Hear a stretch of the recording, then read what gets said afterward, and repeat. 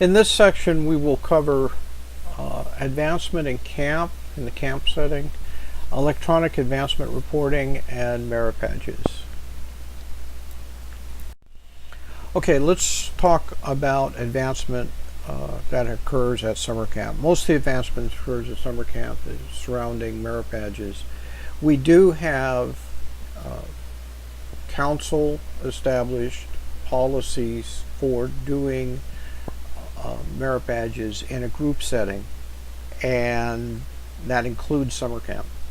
Those policies are available online at grandcanyonbsa.org/merit badge counseling, and those are in compliance with the national standards, and those are what we teach the merit badge counselors that are staff the summer camps. Now, we also assist in lesson plans when asked. We do review what the summer camps ask for pre-camp work and partials and how those are handled. We develop procedures for approving the lower class programs that are offered at summer camp. And the council actually establishes record keeping practices for the summer camp and for unit leadership. Now, what we use in our council is we actually use software that when you register the scouts for summer camp, their names go in the software package, and they're given to the merit badge counselors as you set up which classes that the scouts want to attend. The merit badge counselors can then record the advancement as they go through and all the requirements being completed as they go through on the system, and then at the end you get a report from summer camp that says, well, this is what the scout did. But at the same time, the unit can go in and download blue cards from this report from the software. You can actually get blue cards, print on blue cards, the completions and partials and things like that. So the software allows for that, so it allows us to use the blue card process. The other thing is that you can, if you're using Scoutbook, you can download the partials and the completions from the software to a file that then uploads into Scoutbook, and so allows you to continue to track these scouts after they attend summer camp if you're using Scoutbook, which is the BSA electronic tracking system, which we'll talk about next. Now, we would like you to use Internet Advancement or Scoutbook, and if you're using Scoutbook, we would like you to be synced with National Advancement using Scoutbook. So those are two products that the BSA has. Internet Advancement's free. You can use that, and we require you to use that or Scoutbook and be synced in Scoutbook. So you can use Internet Advancement. It's been around. It's going to go away next year. It's going to be replaced with another system that does the same thing that Internet Advancement does. It won't do anything more, but it'll do that. And then you have Scoutbook, which is a full advancement tracking system, also owned by the BSA. It allows for your unit to be synced with the national database, so you don't have to use Internet Advancement, and there's a report that comes out of Scoutbook that you can hand in to the Scout Shop to buy your rewards. The reason why we want you to use those two things, and we require you to use one of those two things, is because we have to have your advancements, the Scouts advancements, in the national database because Scouts tend to move and they go from unit to unit, and it's the only way we know that we can keep a hold of their records for any long period of time. So we have to have their records in our system and we give you a free system, which is Internet Advancement. We give you a low-cost system, which is Scoutbook. And you need to use one of those two systems to track your scouts in.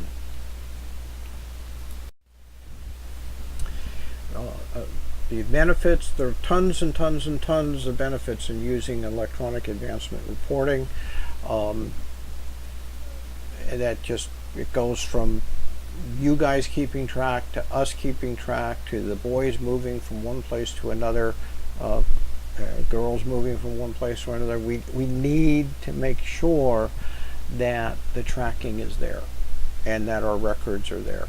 This stuff is backed up, it's in the cloud, so we have data retention, disaster recovery built in, and things like that. So we want this stuff up there. Okay, now we'll talk about the Merit Badge program.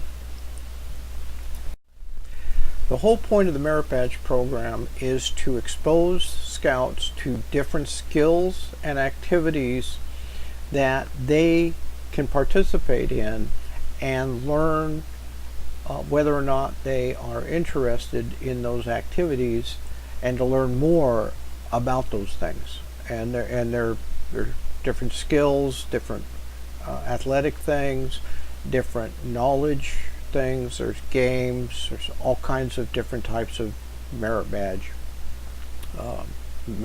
out there.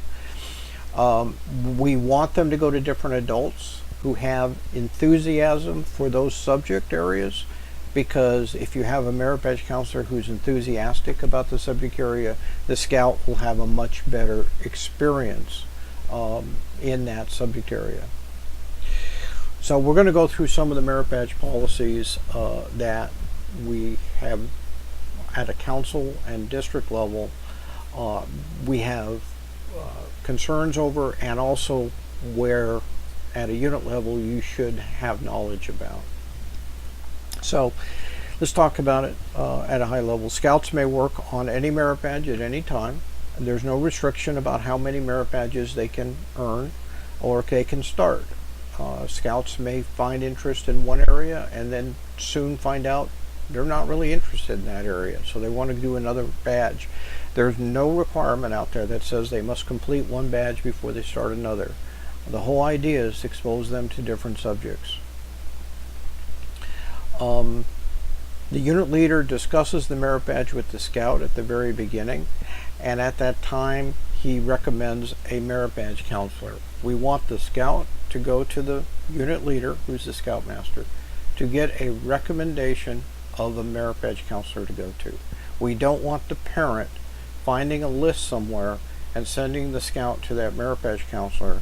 The scout finishes the badge, and the first time the Scoutmaster knows he even started the badge was when the scout comes back with a finished blue card and says, I need the badge. Okay, so we want the Scoutmaster is responsible for program. Program has advancement in it. He's responsible for advancement.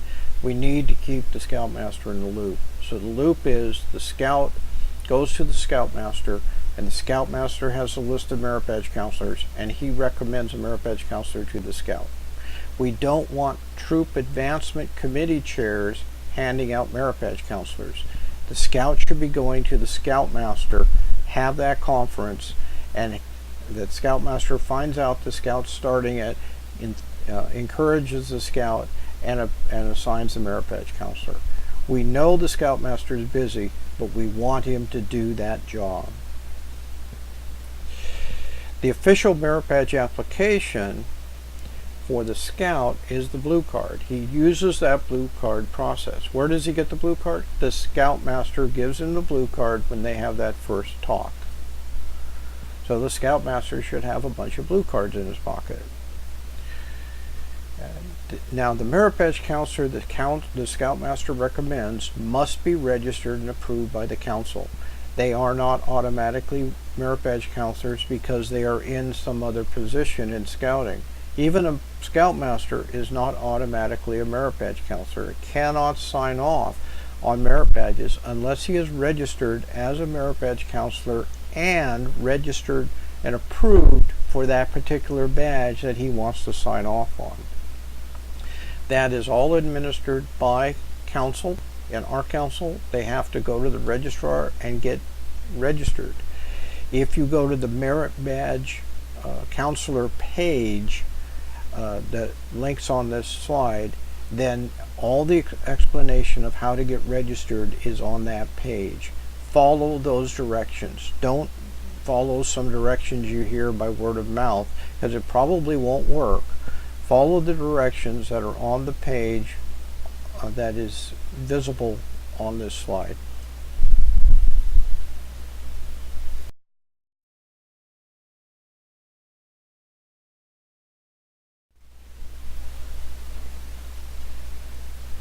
For more information on the policies surrounding merit badge counseling, go to Chapter 7 of the Guide to Advancement. And if you need training as a merit badge counselor, merit badge counselor training is now available at the BSA Learn Center on My Scouting Tools, which is my.scouting.org. You can take online training there. You can also take online training, watch a video from our Merit Badge Counselor web page if you go to grandcanyonbsa.org/merit-badge-counselor. The training is extremely similar, so you can do one or the other and get trained as a Merit Badge Counselor.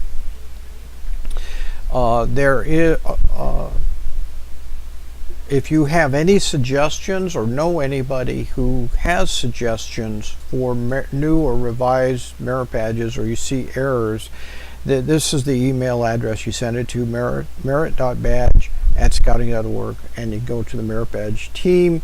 They tend to change, update merit badges. About 1/3 of the merit badges are reviewed every year. So every 3 years they have reviewed all of them. They make major changes to 2 or 3 a year. They have not introduced a new merit badge for a couple of years. They wanted to review all of the ones they currently have, make sure they're all up to date. So I don't know how many new merit badges we're going to get anytime soon. Let's go through some merit badge folklore, and it'll kind of get you up to speed on some of the stuff that you get at training. So here's the question, or the statement, and the idea here is it true or not? The BSA does not place any limits on which scouts an approved merit badge counselor may counsel. Well, the answer to that is true. An approved merit badge counselor may counsel any scout, including their own son, ward, or relative. Next statement, a merit badge counselor may counsel up to 6 merit badges. Is that true or false? Well, that's false. The national places no limit. A council can set a local procedure, and we have a local cap at 20 merit badges. A counselor can only counsel up to 20. It's a pretty high limit, but since we just implemented it a couple of years ago, we decided to implement a higher limit. We really want the boys to go to different adults and get different exposure to different ideas about different subjects. So you can't really do that if you go to one counselor for all your merit badges. So our limit in our council is 20. True or false? Counselors may counsel no more than 5 merit badges with the same scout. Well, that's false. The National Council places no limit on the number of badges that a counselor may counsel with one scout. And so far, our council hasn't established a limit either.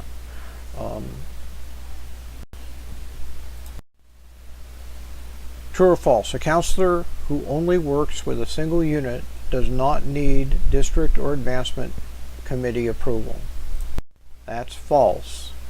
Though a merit badge counselor may limit their service to a single unit, he or she must still be registered and approved by the by the council.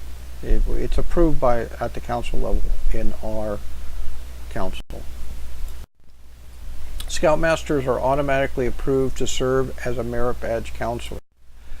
Scoutmasters must be approved to serve as merit badge counselors just like everyone else. We already talked about that. Other than summer camp, group instruction for merit badges is not allowed. That's false. We do allow group instruction, and it is acceptable, but should be balanced to afford the scout more individual adult interaction. And there is a merit badge group instruction guide that is available at this website on National. If you go to scouting.org/advancement, you'll find it. We also have one on our council merit badge counselor page. Both of them say pretty much the same thing, and it's a guide on how to do group instruction. If you're going to do group instruction in your troop or in your district, then look at our council website in the merit badge counseling section. Look at our group instruction guide and read it and follow those guidelines. When merit badge counseling is done with a large group, is it acceptable to do group testing? No. All scouts are actually and personally tested individually, and the group testing is not acceptable. The merit badge counselor has to know that individually each of the scouts has done the requirement. If he cannot determine that, then he cannot sign off that requirement for the scouts in his group. True or false? Youth protection and 2 Deep leadership policies require a merit badge counselor to always have another adult present during counseling sessions. No. While there must be a third person present, the third person may be an adult or a youth. True or false? A merit badge partial expires 6 months after the badge work has begun. Partials have no expiration date except for the scout's 18th birthday. So he can have, and there's no limit to the number of partials that a scout can have either. He can have, there's 137 merit badges. He can have 130 partials out there if he wants. And Scoutmaster can make a suggestion to him to start looking at completing some of them, but Scoutmaster cannot deny him starting another badge.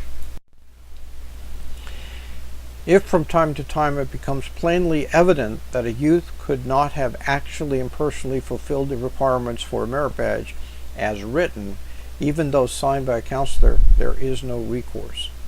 Believe it or not, there is a recourse here, and if the scout comes back to the Scoutmaster. Now the Scoutmaster at the beginning of the process, we want the Scoutmaster to have a conference with the scout and recommend a merit badge counselor. Scout goes off with the merit badge counselor and they get the badge completed. The scout at the end of the process, we want the scout to come back to the Scoutmaster, have another merit badge conference, and hand in his blue card. If at that time the Scoutmaster feels that it would have been impossible for the scout to have completed a requirement in the merit badge, then the Scoutmaster can ask the scout, did you really do this? And if the scout says, well, no.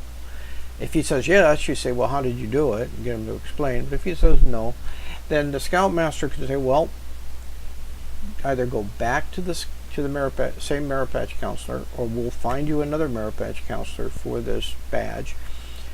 Finish this requirement with that merit badge counselor, have him sign off on that, sign off on the badge, and we'll process the badge. This can happen, for example, if he goes to a merit badge clinic and they're teaching camping merit badge, the boy comes back and the badge is signed off for camping. Well, if the scout was only with the troop for a month and he only went on one camp out, he could not have possibly done 20 campouts. So that's would have been impossible for him to satisfy their requirement. In such a case, the Scoutmaster can say you did not earn this badge because you did not do that requirement. However, the Scoutmaster cannot say, I don't like the quality of work that you did on this requirement, so you need to do it over again. He does not have the authority to do that. Really, he only has the authority to do it in this case, where the scout It was impossible for the scout to have completed the requirement. Scouts may begin work on a discontinued merit badges if they start within 6 months of the date the badge was discontinued. And actually, no, they can't. If a badge is actually discontinued, they don't want any more scouts starting that badge. Badges get discontinued usually because of lack of interest, so this is not something you're going to see very often. For more information on merit badge counseling, go to grandcanyonbsa.org/merit badge counseling for information on how to register as a merit badge counselor, for a tutorial on merit badge counseling, for resources having to do with group merit badge counseling policies, and other information. If you're interested in Scoutbook, you can go to Scoutbook by going to scoutbook.com, and they have information on their first page on what Scoutbook is like and how to subscribe.